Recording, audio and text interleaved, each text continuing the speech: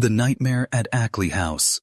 The Ghostbusters Ruling case exposed. Before we begin, if real stories of darkness, hidden truths, and unexplained events make your heart race, subscribe now. You're going to need the light on for this one. The story opens on a quiet autumn morning in Nyack, New York. A real estate photographer was taking exterior shots of the famous riverside Victorian home at 1 Lavetta Place. The house looked peaceful, sunlight on the porch, leaves drifting across the walkway. But when the photographer reviewed his pictures, one image stopped him cold. In a second-floor window, a pale outline stood behind the glass. A shape that wasn't there when he took the photo. Startled, he zoomed in, only for the figure to vanish as the image refreshed. He felt a sudden chill, a feeling he couldn't explain. Moments later, he packed up and left without finishing the job. That photograph would become one of many unsettling moments tied to the property. But to understand why this home became the center of one of the strangest legal cases in New York history, we need to go back to the beginning. Back to the 1970s, when a family moved into what locals casually called the haunted house on the river. The Ackley family loved the old Victorian the moment they saw it. It sat above the Hudson River, with a perfect view of the water and a neighborhood lined with trees. Inside, the rooms were bright and full of character. But from the first month, something felt slightly off. Not terrifying, just odd. Doors that were closed in the evening were open in the morning. A window that had been latched was found unlocked. Floorboards creaked late at night, even when everyone was asleep. At first, the family ignored it. Old houses make noise. Old windows stick. But the small things kept piling up, lights dimming on their own, objects shifting from one table to another. Cold draw some FTS moving through rooms with no open doors. The Ackleys told only a few close friends, brushing it off with nervous laughter. But then something happened that no one in the family could ignore. An incident that marked the true beginning of the nightmare. It happened on a quiet Sunday morning. When the bed in the master bedroom began to shake, the bed shook hard enough to wake Helen Ackley instantly. At first, she thought it was an earthquake, but the rest of the room was still. The windows weren't rattling, the floor wasn't trembling. Only the mattress moved, as if someone had grabbed it from underneath. Her husband woke up seconds later, confused and alarmed. Before either of them could react, the shaking stopped. The room fell into a cold, heavy silence. They tried to explain it away. Maybe it was faulty springs, or the frame shifting. But deep down, Helen knew something was wrong. She later described it as a moment where the house felt aware, as if it wanted to remind them that they were not alone inside its walls. The next few days were uneventful. The family went to work, to school, to errands. Normal life resumed until the footsteps started. Every night around the same hour, slow, steady steps would echo across the upstairs hallway. Not rushed, not frantic, just a measured, deliberate walk, back and forth, back and forth. The kind of walk someone makes when they're thinking or keeping watch. Helen began to write these occurrences down in a small notebook, hoping to make sense of the patterns. She noted the time, the sound, the room. She even asked her children if they had been awake or moving at night. Each time, the answer was the same. They were fast asleep. Neighbors eventually confessed they had heard strange things too. Soft knocks on walls, faint voices near the riverbank, and once, a window that slammed shut on a windless day. The Ackleys weren't sure whether to feel relieved or more frightened. Still, despite the growing list of unexplained events, nothing prepared them for what came next. One afternoon, Helen's daughter came home from school early. She went upstairs to drop off her backpack, only to stop halfway through the hallway. Her bedroom door, which she had closed that morning, was wide open. From inside the room came a soft rhythm, like someone gently rocking in her desk chair. But the chair wasn't rocking when she stepped inside. Instead, her school books had been neatly placed on the center of her bed, even though she hadn't touched them. That was the moment the family realized these weren't just noises or drafts. Someone, or something, was interacting with the home. The sight of her books perfectly arranged on the bed sent a cold wave through the Ackley daughter. She backed out of the room slowly, her breath shallow, her eyes fixed on the stillness around her. The house felt heavier now, as if the walls were listening. When her mother arrived home minutes later, she found her daughter waiting outside on the front steps, shaken but trying not to show it. Helen didn't dismiss what she said. She wrote it in the notebook. Time, date, what was moved, how it was found. That evening, the family sat at the dinner table, each pretending nothing was wrong. The clinking of forks, the quiet chewing, the forced smiles. It all felt too fragile. The youngest child finally asked a question that made the entire room freeze. "Mom, do you think the house likes us?" Helen didn't answer immediately. She looked around the dining room, noticing how the lights flickered every few minutes, as if responding to the conversation. She simply said, "Old houses make noise," but her voice lacked its usual confidence. Days later, something happened that pushed Helen from uneasy curiosity into genuine fear. One morning, she walked downstairs to find the living room unusually cold. The curtains were swaying slightly, but the windows were locked.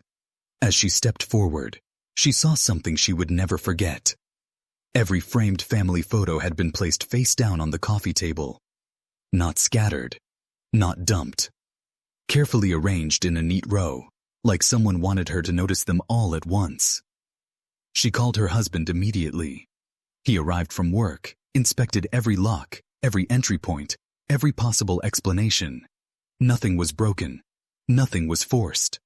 The house was sealed from the inside. For the first time, the couple considered the possibility that these events weren't just harmless, unexplained quirks. Someone, unseen, unheard, was deliberately trying to see to communicate. But just as the family thought the situation had reached its peak, something far more disturbing occurred. One night, around 3 a.m., the hallway lights turned on by themselves, every single one, leading from the bedrooms all the way down the staircase, as if illuminating a path for someone to walk. Only no one was there. And the next morning, a message waited for them. A message no one in the house had written. The message was written on a small notepad left on the kitchen counter. A single sentence, scribbled in uneven handwriting. "It's not your house." Helen stared at it for a long time, her hands trembling. Everyone in the family denied writing it, and the pen marks looked rushed, almost shaky. There were no signs of a break-in, no fingerprints that didn't belong, no footprints on the floors the children had cleaned the night before. The stillness of the kitchen made the note even harder to ignore. Her husband tried to stay rational. He suggested one of the kids was playing a prank, or maybe the note had been written long ago and somehow resurfaced. But Helen knew the pad was new. She had bought it just 2 days earlier. She had been the first to use it. And this handwriting didn't match anyone in the family. The Ackleys weren't the kind of people to run, but the atmosphere inside the house shifted dramatically after that night. Rooms felt colder. Shadows lingered longer. Conversations dropped to whispers. Even friends who visited briefly remarked that the place felt different, though they struggled to explain why. Word eventually reached local residents. One elderly neighbor quietly admitted that the house had always carried a strange reputation. Stories passed down for decades about odd sounds, strange figures near the windows, and unexplained activity dating back long before the Ackleys moved in. Some locals avoided the sidewalk directly in front of the house, choosing to cross the street instead.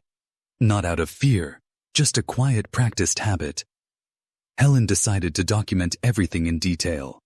She reached out to a local newspaper, thinking maybe someone else had experienced similar things in the area. The reporter who visited was skeptical, but after interviewing the family and hearing the consistency in their accounts, he agreed to publish a feature about the unusual activity at the Riverside Victorian home. The article went live within days. That was when the real shift began. Passers-by started lingering outside the house. Strangers knocked on the door asking questions. Paranormal investigators contacted the family. Photographers attempted to capture the presence they had read about. The Ackleys had unintentionally turned their home into a local spectacle. And with the rising attention came an event they never saw coming. A buyer interested in purchasing the house. The buyer, a man named Jeffrey, wasn't from Nyack. He had seen the house listed and was drawn to its Victorian charm and riverfront view. When he toured the property, he admired the high ceilings, the ornate trim, and the peaceful surroundings. He had no idea the home had become a quiet legend, the center of whispered stories and late-night conversations. The Ackleys didn't mention the strange events. The visit was brief, polite, and straightforward. Jeffrey made an offer that same week. For the Ackleys, it felt like a chance to finally move on. They packed their belongings, avoiding certain rooms until the last minute. The notebook Helen kept, the one filled with dates, observations, and unexplained incidents, was tucked into a box and taped shut. As the family left the house for the final time, Helen paused at the door, whispering a small goodbye to no one in particular. She didn't know why. 3 weeks after Jeffrey moved in, the phone calls began. At first, he asked harmless questions about maintenance, how the heating system worked, whether the windows stuck, small things. But slowly, the tone shifted. He wanted to know if the Ackleys had ever experienced cold spots in the living room, or if they had heard footsteps at odd hours, or why the lights along the upstairs hallway flickered every night around 3 a.m. The Ackleys exchanged silent, uneasy looks. They told him the truth. They believed the house had unusual activity. But to Jeffrey, this wasn't just an odd detail. It felt like a crucial piece of information he should have known before buying the home. He grew frustrated, then angry. Finally, he contacted a lawyer. What began as a simple real estate misunderstanding spiraled into one of the most unique legal cases in New York history. In court, the argument was not whether the house was haunted, but whether the reputation of being haunted should have been disguised. News outlets reported every update. Commentators debated the meaning. Locals watched closely, waiting to see what the court would decide. Then came the stunning ruling. The New York Supreme Court officially declared the Ackley House legally haunted because its reputation was so widely accepted. The case made national headlines and cemented the home forever as the house the law itself refused to call ordinary. And to this day, residents say the lights still come on at 3 a.m., one by one, down the hallway, just like they did before the ruling. If this real story sent chills through you, you're not ready for the next one. Subscribe before the next case finds you first.